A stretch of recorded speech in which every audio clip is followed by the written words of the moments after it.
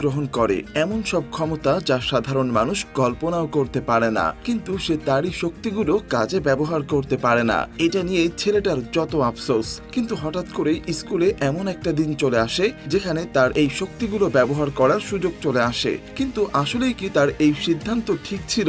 জানতে হলে পুরো গল্পটা দেখতে থাকুন। তো চলুন আর দেরি না করে গল্পটা শুরু করা যাক। গল্প শুরু করার আগে চলুন ঘুরে আসি মায়াজাল থেকে। হ্যাঁ, পবিত্র রমাদানে বাংলা ভাষায় 10 মিলিয়ন প্লাস তথা 1 কোটিরও বেশি সাবস্ক্রাইবারের চ্যানেল মায়াজালের অ্যাডমিন প্যানেল কয়েকজনকে হাতে কলমে 52টি মাস্টার ক্লাসে 100 ঘন্টারও বেশি সময় ধরে লাইভে শেখাবে proper content creation, complete AI integration, YouTubing এবং প্রিমিয়াম ভিডিও এডিটিং এর মাধ্যমে ফ্রিল্যান্সিং ক্যারিয়ার ডেভেলপমেন্ট। বিস্তারিত জানতে ঢু মেরে আসতে পারেন ডেসক্রিপশনে এবং প্রথম কমেন্টে থাকা লিঙ্কে। গল্পের শুরুতেই আমরা একটা কাপলকে দেখতে পাই যারা কিনা অনেক সময় ধরে একটা বাচ্চা নেওয়ার চেষ্টা করছিল, আর অবশেষে বহু বছর পর তাদের ঘরে একটা ছেলের জন্ম হয়। বাচ্চাটার নাম ছিল কুসু, আর এই বাচ্চাটা একটা স্পেশাল শক্তি নিয়ে জন্মগ্রহণ করেছিল। এমনকি মাত্র 10 দিনের মধ্যে সে কথা বলতে শিখে গিয়েছিল। তার এই শক্তিগুলো দেখে তার বাবা মা প্রথমে একটু চিন্তায় পড়ে গিয়েছিল, কিন্তু তারপরেও তারা বাচ্চাটাকে কোনো ল্যাবে পাঠানোর বদলে নিজেরাই মানুষ করার সিদ্ধান্ত নেয়। আর এভাবেই ধীরে ধীরে কুসু বড় হতে থাকে। কিন্তু একটা সময় তার এই শক্তিগুলো তার নিজের জন্যই একরকম অভিশাপ হয়ে গিয়েছিল, কারণ সে তার এই শক্তিগুলো কোথাও ব্যবহার করতে পারছিল না। না সে ক্যাসিনোতে গিয়ে অনেক টাকা ইনকাম করতে পারছিল, না সে কোনো মেয়ের মন জয় করে তার শক্তি ব্যবহার করতে পারছিল। অন্যদিকে তার সবসময় ভয় লেগেই থাকতো যে কেউ তার শক্তি দেখে ফেলে কিনা। এজন্য সে নিজের কাজেও তার শক্তিগুলো ব্যবহার করতে পারছিল না। কুসুয়ের শক্তি এত বেশি ছিল যে বাধ্য হয়ে তাকে তার মাথার উপরে দুটো এন্টিনা লাগানো হতো, যাতে করে সে তার শক্তিগুলোকে কন্ট্রোল করতে পারে। কারণ যদি সে সেটা ব্যবহার না করে তাহলে হয়তো তার যে কোনো ভুলের কারণে পুরো শহর ধ্বংস হয়ে যেতে পারে, আর তার আশেপাশে থাকা কেউ যেন তার এই এন্টিনা দেখতে না পারে। সেজন্য সে তার আশেপাশে থাকা সবাইকে হিপনোটাইজ করে তার মাথায় থাকা এন্টিনা অদৃশ্য করে রাখত। আর একদিন স্কুলে তাদের ক্লাস টিচার সবাইকে বলে তাদের হাই স্কুল ফেস্টিভ্যাল সামনের মাসে হতে যাচ্ছে, আর এই ফেস্টিভ্যাল হওয়ার সময় সব বাচ্চারা যেন সকল নিয়ম কানুন মেনে চলে, তা না হলে পরের বছর থেকে এই স্কুলে আর কোনো ফেস্টিভ্যাল হবে না।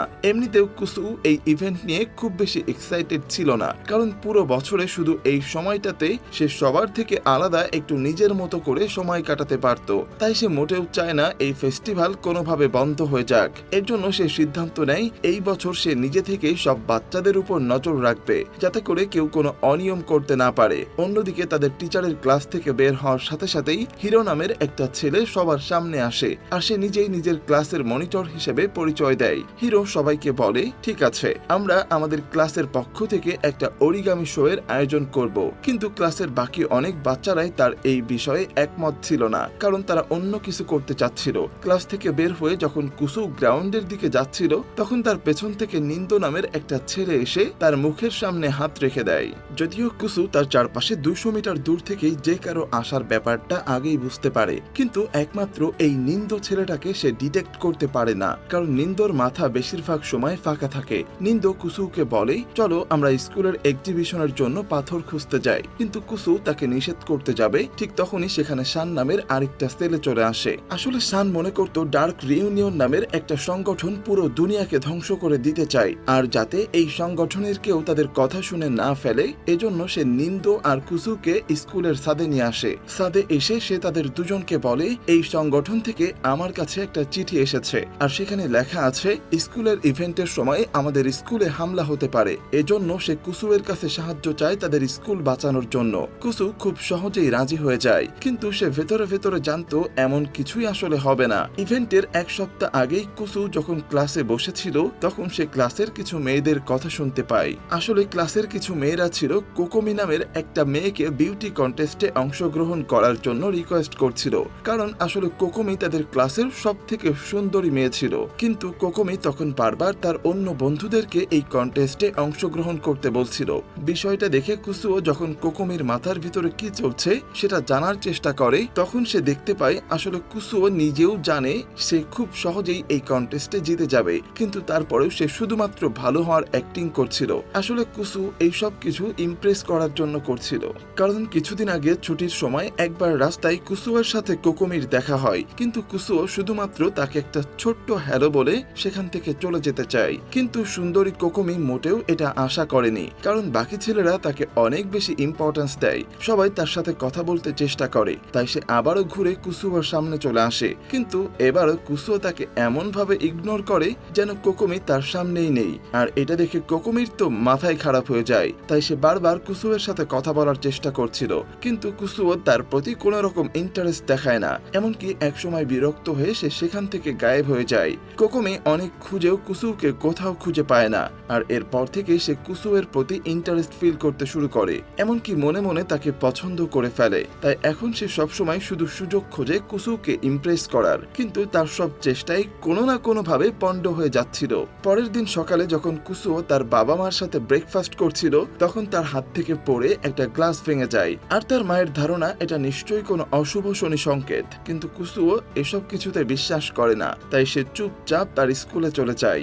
স্কুল শুরু হওয়ার আগে সব বাচ্চারা তাদের সংগ্রহ করা পাথরগুলো একজন অন্যজনকে দেখাচ্ছিল, কিন্তু সবার মধ্যে অ্যালান নামের একটা ছেলের পাথর সব থেকে আলাদা ছিল, কারণ তার পাথরের উপরে লাল রং লেগেছিল।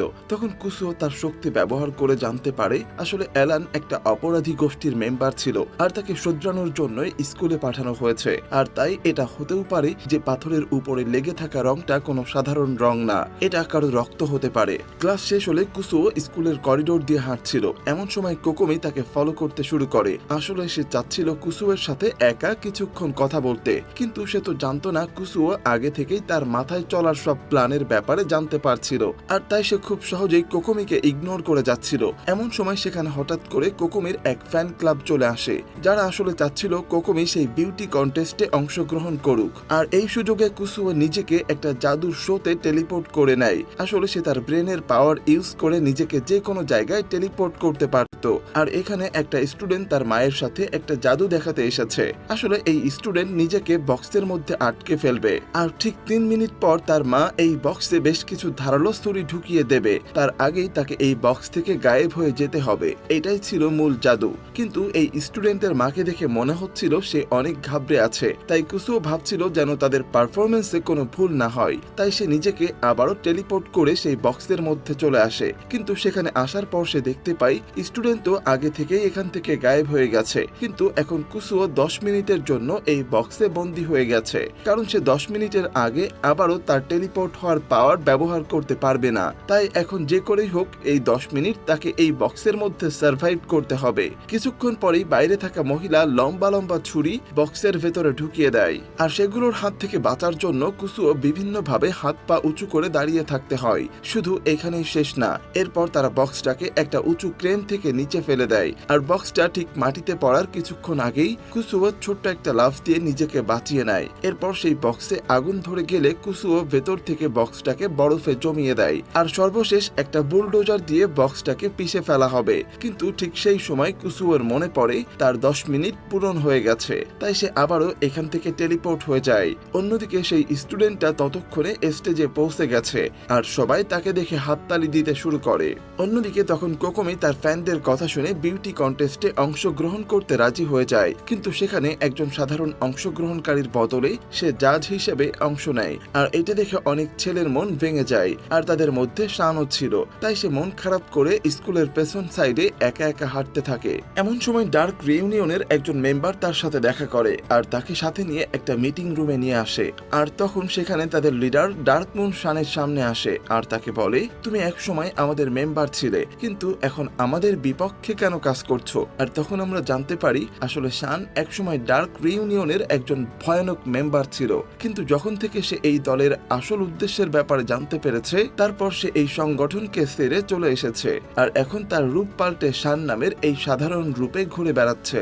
ডার্ক মুন তখন শানকে বলে, আসলে এই স্কুলে 7টা স্পেয়ার বল আছে, আর এগুলো ব্যবহার করে পুরো ডার্ক রিউনিয়নকে ধ্বংস করে দেওয়া যাবে। এজন্য তারা এখানে এসেছে সেই বলগুলো নষ্ট করার জন্য। তাদের কথা শুনে শান বলে, ঠিক আছে, আমি তোমাদের হয়ে সেই বলগুলো নষ্ট করে দেব, কিন্তু এখানে থেকে কারো কোনো ক্ষতি তোমরা করতে পারবে না। অন্যদিকে তখন মাঠে হিরো সবাইকে ম্যারাথনের জন্য ডাকছিল। তখন নিন্দো সেখানে ম্যারাথনে অংশগ্রহণ করতে পৌঁছে যায়, কারণ সে এই রেসে জিতবে। সে 10 মিনিট ধরে কোকোমিকে দেখতে পারবে। আপনারা নিশ্চয়ই ভাবছেন এসব আবার কেমন নিয়ম? অদ্ভুত নিয়ম থাকাটাই স্বাভাবিক। আমার তো কোনো বাচ্চাকে স্বাভাবিক মনে হচ্ছে না, কিন্তু এই দৌড় প্রতিযোগিতায় যেন আহত না হয় সেজন্য কুসুও তাদের উপর নজর রাখছিল। কিন্তু কিছুক্ষণ পর হিরো এই প্রতিযোগিতায় জেতার জন্য সব ট্রাফিক সিগন্যাল ভেঙে দৌড়াতে শুরু করে, আর তাই বাধ্য হয়ে কুসুওকে সব ট্রাফিক লাইট আর গাড়িগুলোকে উল্টে পাল্টে রাস্তা ক্লিয়ার করতে হচ্ছিল। কিন্তু এত কিছুর পরেও নিন্দো খুব সহজেই হিরোকে পেছনে ফেলে দিচ্ছিল, এমনকি সে খুব আরামের সাথেই খেতে খেতে দৌড়াচ্ছে। অন্যদিকে বেচারা হিরোর শক্তি তখন প্রায় শেষ, কিন্তু তারা প্রায় ফিনিশিং লাইনের কাছাকাছি পৌঁছে গিয়েছিল। আর তখন হিরো একটা বুদ্ধি করে, সে নিন্দোকে বলে, ওই দেখো পাশে কোকোমি দাঁড়িয়েছে। এটা শুনে নিন্দো সাথে সাথে সেখানে থেমে যায়। আগেই বলেছি নিন্দোর মাথা সবসময় খালি থাকে, আসলে সে তার ব্রেন ইউজই করে না। হিরো রেসে জিতে যায়, কিন্তু নিন্দো হিরোর এই কাজে মোটেও খুশি ছিল না, তাই সে হিরোর পেছনে এক বিশেষ মার্শাল আর্ট ইউজ করে, আর এটা দেখে সেখানে থাকা সবাই অনেক হাসাহাসি করে। এদিকে তখন স্কুলের ভিতর অ্যালান তার লকার থেকে তার পুরনো গ্যাংয়ের বেশ কয়েকটা চিঠি বের করে, আর এই চিঠিতে তার গায়েব সদস্যরা তাকে স্কুলের পেছনে দেখা করতে বলেছে। অ্যালান তার গ্যাংয়ের মেম্বারদের সামনে থেকে চুপচাপ হেঁটে চলে গেলেও তারা তাকে চিনতে পারে না, কারণ আগের গ্যাংস্টার অ্যালানের সাথে এই ভদ্র অ্যালানের চেহারার অনেক পার্থক্য ছিল। আর ঠিক তখনই শান তার হাতে দুটো বল নিয়ে সেখান থেকে যাচ্ছিল। অ্যালানের গ্যাংয়ের লোকেরা শানকে একটা ছবি দেখিয়ে জিজ্ঞেস করে, এই ছেলেটাকে চেনো? আসলে এটা অ্যালানের পুরাতন ছবি। শান তখন কোনো কিছু না ভেবেই তাদেরকে দেখিয়ে দেয় অ্যালান তাদের সামনেই ছিল, আর তার গ্যাং মেম্বাররা সবাই মিলে তার উপর হামলা করে দেয়। কোনদিকে যখন স্কুলের মধ্যে কুসুওর মাথায় তখন ইভেন্ট ভালোভাবে শেষ করার কথা ঘুরছিল, কিন্তু তারপরেও বাধ্য হয়ে তাকে কোকোমির সাথে ঘুরতে হচ্ছিল।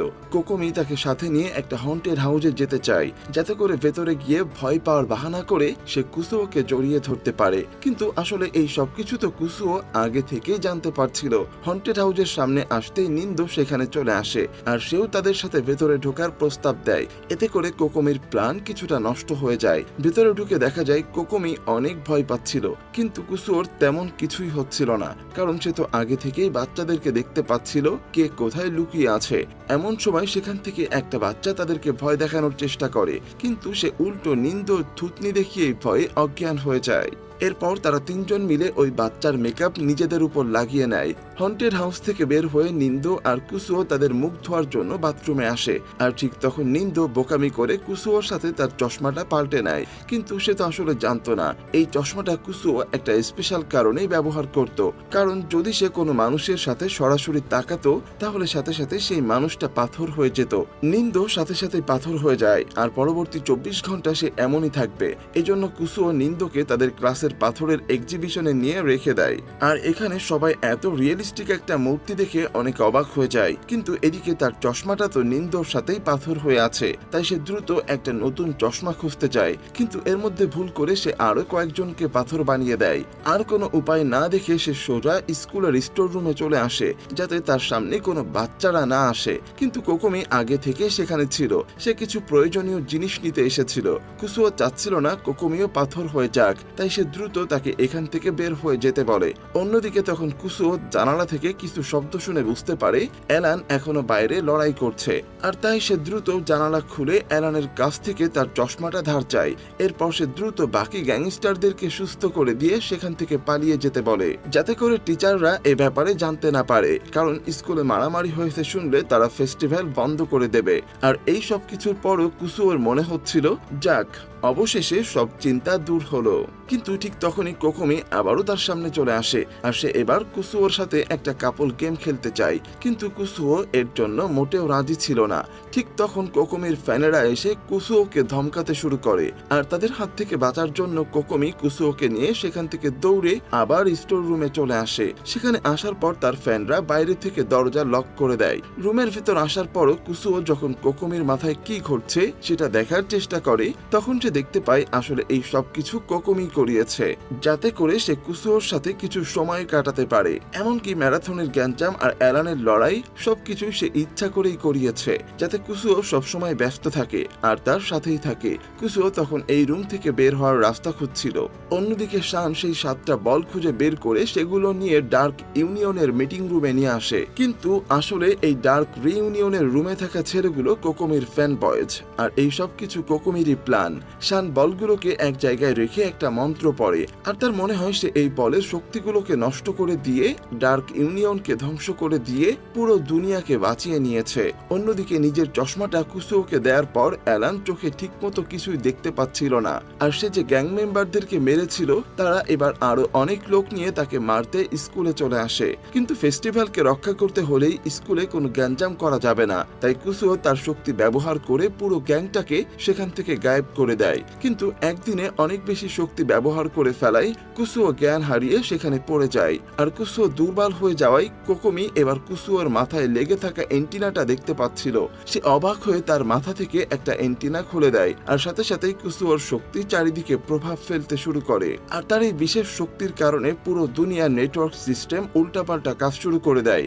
কিছুক্ষণ পরেই কুসুওর জ্ঞান ফিরে আসে, আর সে উঠে বসতে গিয়ে পাশে থাকা একটা বক্সে হাত দেয়। সাথে সাথেই বক্সটা সেখান থেকে গায়েব হয়ে যায়। এটা দেখে কোকোমি প্রচন্ড ভয় পেয়ে যায়, আর সে ভয়ে তার হাতে থাকা এন্টিনাটা ছেড়ে দেয়। কুসুও দ্রুত কোকোমির কাছে তার এন্টিনা ফেরত চায়, কিন্তু তখনই এক অদ্ভুত ঘটনা ঘটে। তাদের পুরো রুমটা বরফের মতো জমতে শুরু করে। আসলে কুসুওর শক্তির কারণে তাদের এই রুমটা উড়ে মহাকাশে চলে এসেছে। তাই কুসুও কিছুক্ষণ অপেক্ষা করে কোকোমির জ্ঞান হারানো পর্যন্ত। তারপর সে তার শক্তি ব্যবহার করে এন্টিনাটা ফেরত নিয়ে আসে, আর পুরো রুমটাকে আবারও পৃথিবীতে ফেরত নিয়ে আসে। কিন্তু ভেতরে বসে থাকা কুসুও এখন কিছুতেই বুঝতে পারছিল না সে পুরো দুনিয়াকে এই অদ্ভুত ঘটনার ব্যাপারে কিভাবে ব্যাখ্যা দেবে। আর তাই সে তার শক্তি ব্যবহার করে পুরো একদিন পেছনে যাওয়ার সিদ্ধান্ত নেয়, যাতে করে এরপর সে তার সব কাজগুলো ঠিকঠাক ভাবেই করতে পারে, আর এমন ঘটনা আর না ঘটে। আর এই গল্পটা এখানেই শেষ হয়ে যায়। তো বন্ধুরা, আমাদের আজকের গল্পটা আপনাদের কেমন লেগে